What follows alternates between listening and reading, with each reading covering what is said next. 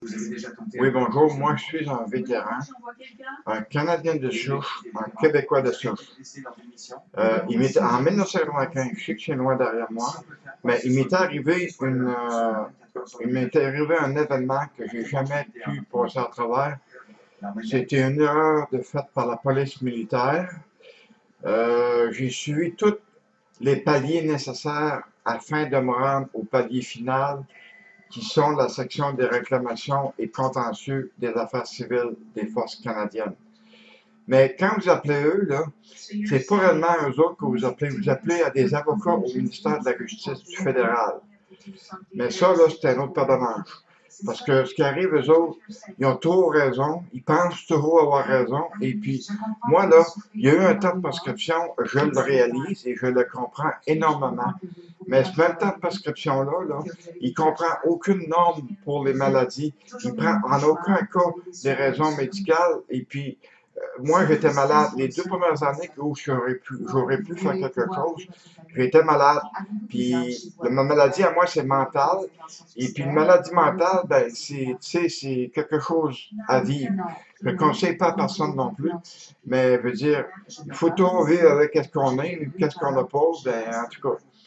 Et puis, moi, là, depuis 95, il n'y a jamais une année où je n'ai pas essayé d'envoyer une lettre, même, je dirais, envoyer des lettres enregistrées à différents ministres libéraux, autant libéraux que conservateurs, mais il n'y a jamais personne qui a osé me répondre réellement.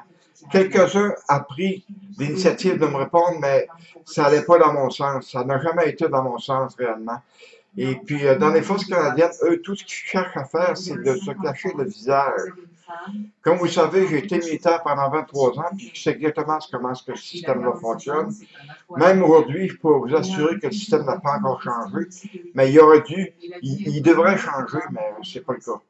Je fais cette vidéo-là sous l'éthique de la liberté d'expression, mais c'est pas des conneries selon qu'est-ce que disait le Premier ministre du Québec, ministre Couillard, que le monde se servait de la liberté d'expression ou des conneries, mais en vrai, réellement, c'est pas des conneries ce que vous dites là.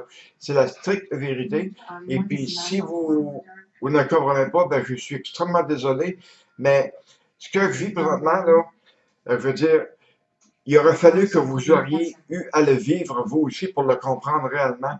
Parce que pour avoir vécu ce que moi j'ai vécu depuis 1995 jusqu'à aujourd'hui, il m'a dit quelque chose, c'est un gros morceau.